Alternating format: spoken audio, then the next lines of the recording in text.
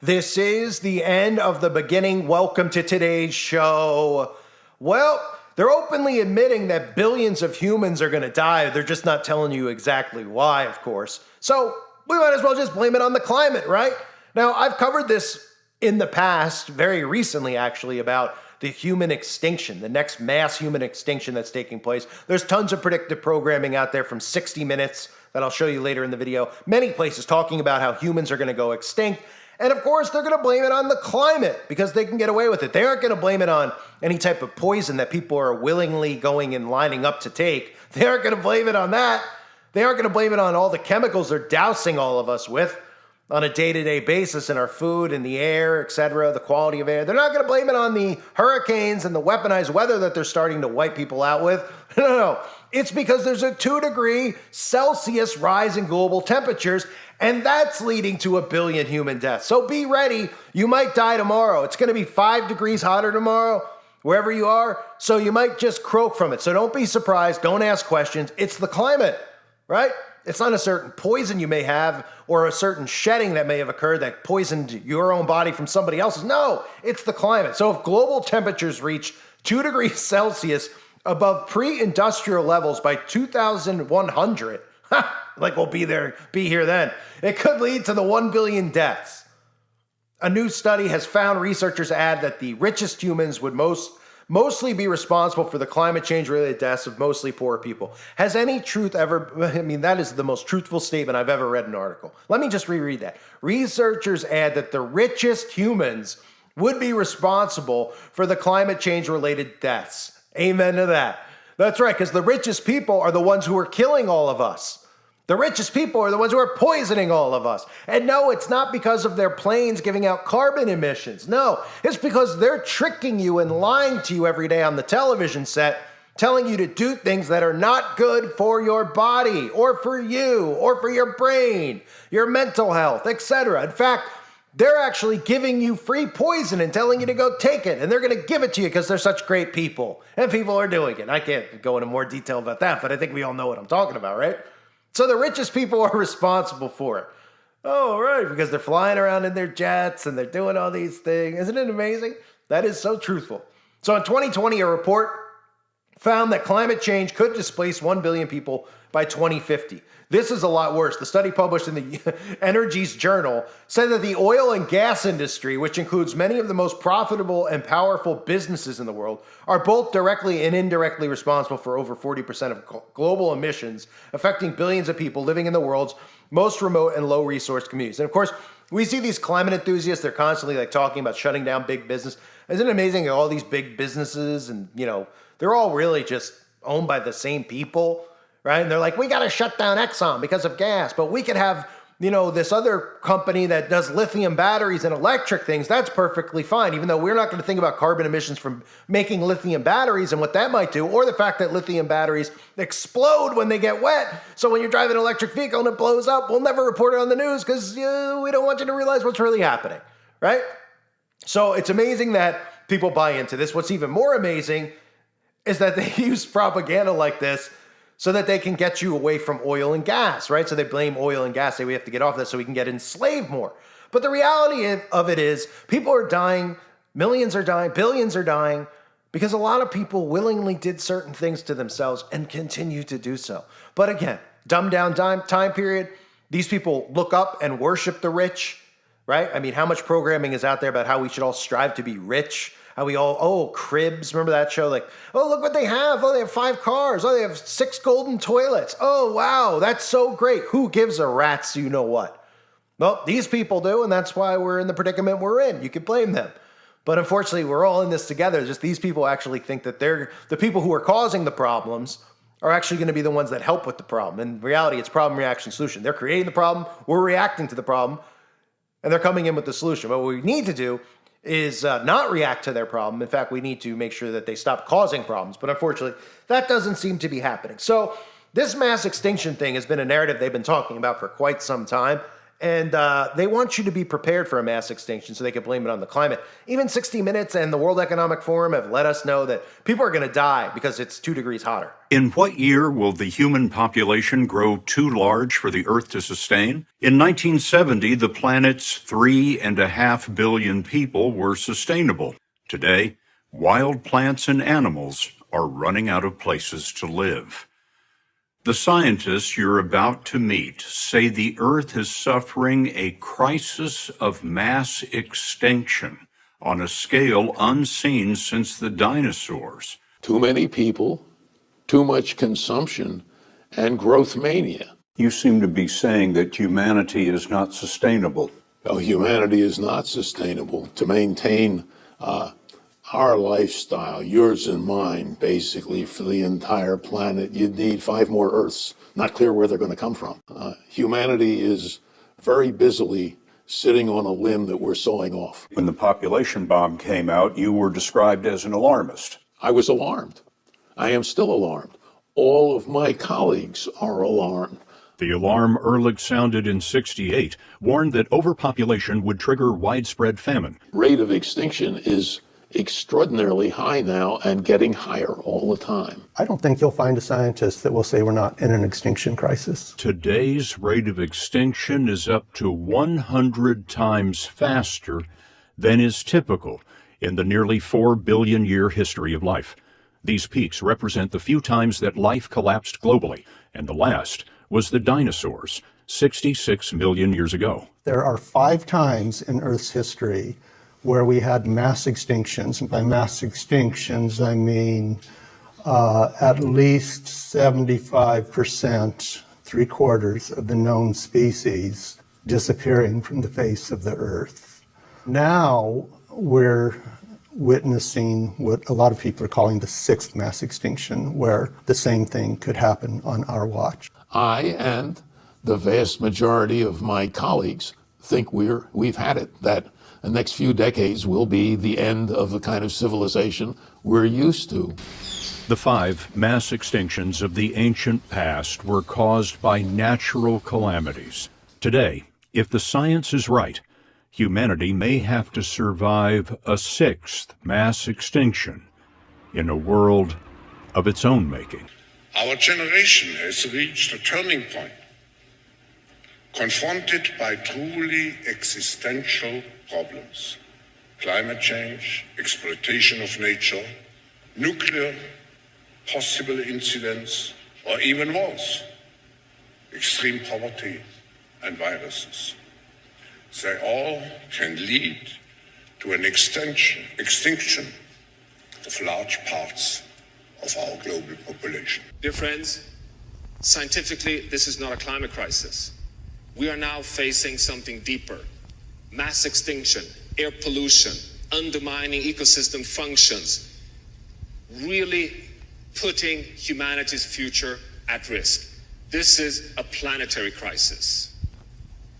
This is a safety crisis, but above all, it is also a justice crisis. Many areas in the world are uninhabitable. This uninhabitable zone is increasing. If we continue with our greenhouse gas emissions, then by 2070, as many as 3 billion people will live in uninhabitable zones. So that's all there is to it. All you need to do is hear Claus and these people talk about climate-related deaths. I mean, it's pretty incredible, right? 2 degrees Celsius. I'm not talking 200 degrees Celsius. I'm not talking like the guy in Indiana Jones that just melted to the ground, okay? We're talking about a minimal amount of degrees. This is like turning your thermometer from 72 degrees to 76 degrees. And they're telling us it's going to cause billions, not millions of deaths, all while we know people are voluntarily responsible for a lot of these deaths that are occurring because they're doing it to themselves. People are literally walking in to their local pharmacy, their local Walgreens, and they're pretty much willingly putting something in their bodies that's going to end up offing themselves. So these articles are out there about if you take scientific consensus of the 1,000-ton rule seriously, whatever this is, and run the numbers, anthropogenic global warming equates to 1 billion premature dead bodies over the next century. Obviously, we have to act, and we have to act fast. Well, of course we do. So how do we act? Well, we get rid of farming. We get rid of the sun. We stop breathing, of course, because carbon dioxide coming out of our mouth. So we got to make sure none of us breathe. We put masks on, right? We cut down trees, the things that could suck in carbon dioxide, so we can make sure all the carbon goes underground. We stay in our homes. We get rid of our cars so we could drive controlled electric vehicles. All these things, we got to act fast. So in other words, they need to enslave us fast. Why fast? Well, because when people realize what's happening, they're going to rise up against this quick. And these people will not be able to hide in their caves, their underground bunkers, or in the mountains. They might have military protection, but there's more of us than them, right? So they know they need to act fast. That's why you hear Agenda 2030 getting ramped up to 2025. It's ramped up to 2025, and they have to act fast because they know that they need to get this in place now before people realize what's happening. So the quicker they do it, then people are just going to wake up, but it's going to be too late, like I've been mentioning over and over, and they're going to go, hey, wait a minute, what happened? Hey, I want to go see grandma. I can't get out of my home. Hello, is anybody out there listening? Is the AI listening? Can you unlock my door, please? And the AI goes, F you. And they go, what? You're supposed to love me and take care of me. Oh, yeah, you've been duped by Big Brother. Like the TV show, you know, Big Brother with the camera. Yeah. Oh. Well, can I go play video games? No, your carbon emissions. Video games? Yeah, video. Oh, wait a minute. I don't like this anymore. You're taking away my video games and my phone? Yep. They sure are, although we know they'll never take away their phones, right? But they'll have limited recess with their video games, of course, to push propaganda too. But they don't want people at all, obviously, going out and interacting with other people. So they'll probably let them play video games more so than not. And then those people will still be happy, even though that they, can't eat, don't have water, they have to go to Big Brother for. They'll still be happy because there's no planet B, ladies and gentlemen. There's no planet B, right? How much... There's no planet B, but there is planet BS, and that's what we're living in right now. So under the 2015 Paris Agreement, global governments pledged to limit average temperatures to 1.5 degrees Celsius above pre-industrial levels and keep them well below the 2 degrees Celsius mark, of course. And of course, the reason that they choose something like 2 degrees and not 20 degrees is that it's something where people will be like, it doesn't feel 20 degrees hotter because they can't necessarily... on cue, make it 20 degrees hotter every single day or 20 degrees colder every single. So it's something minimal that you wouldn't even notice it, right? So when you don't notice it, you just get it told to you, then you just believe it. Otherwise, they'd be like, hey, it's 160 degrees, 60 degrees today outside in every place in America. And everybody went outside. They're like, feels like 70 degrees, feels like 80. Doesn't feel like 160. Wouldn't I be melting? Well, then people would realize it's bullcrap. So 2 degrees, then they tell you all these things that wouldn't make sense are actually occurring. And then you see all these hurricanes and stuff, and people are like, oh, well, look, there's hurricanes, so the waters are warming. Oh, well, they're the ones creating the hurricanes and all this stuff with their technology, their HARP technology, their weaponized weather technology, Yeah, see, you have to do it like this. You have to do it very minuscule number, like 2 degrees Celsius, where people are like, oh, that doesn't sound like a lot. And they're like, no, it's a lot. It's a lot, man. And they're like, oh, it is? Okay. Yeah, that whole 2 degrees is going to make a polar bear flip over and croak because the ice capsule he's on is going to melt into the water. Oh, crap. They're like, you won't notice the difference, but everything else in nature will. Oh, it must be real then. Because remember, there's no planet B. Yeah. Unbelievable. So, at the current rates, the world will emit around 1,356 million tons of CO2 by 2100. That means even if we all stop emissions from non-food sectors, energy, and industry, food emissions alone will surpass 1.5 degrees Celsius carbon budget.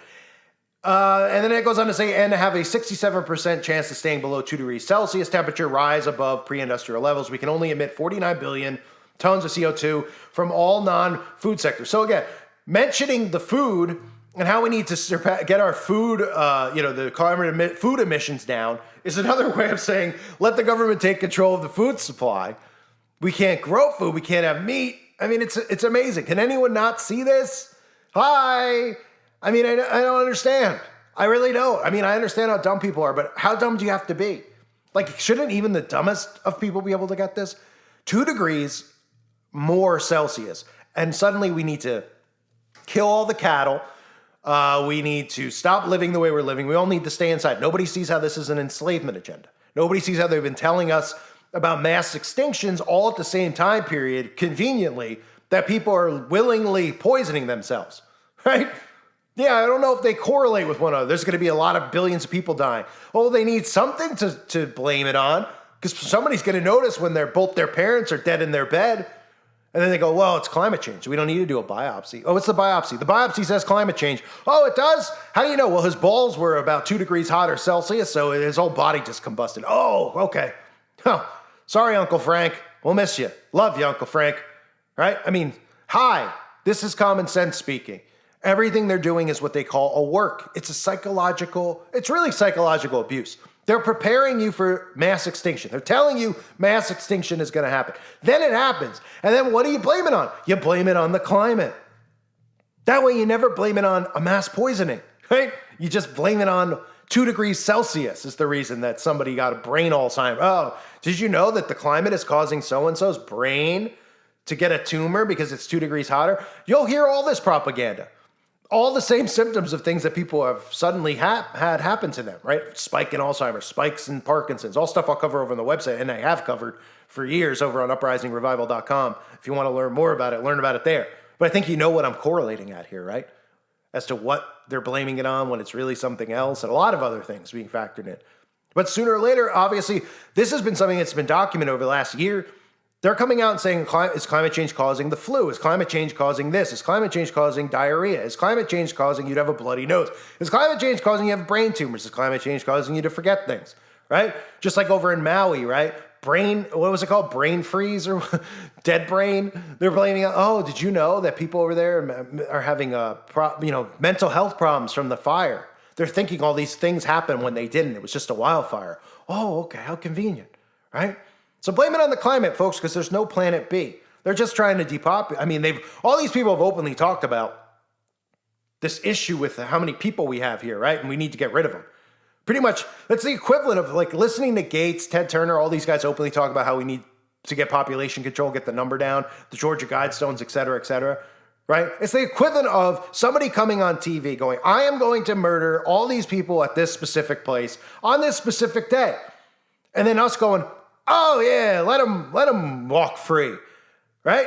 Who cares that he just said that? That would never happen, right? If Ted Bundy came on TV or Dahmer was on TV before and he's like, yeah, I'm going to just let everybody know, or the kids at the school in Colorado, I can't say it because the algorithm, but the column, right? They came on TV before and they're like, we're doing this tomorrow at noon, okay? Just letting you know.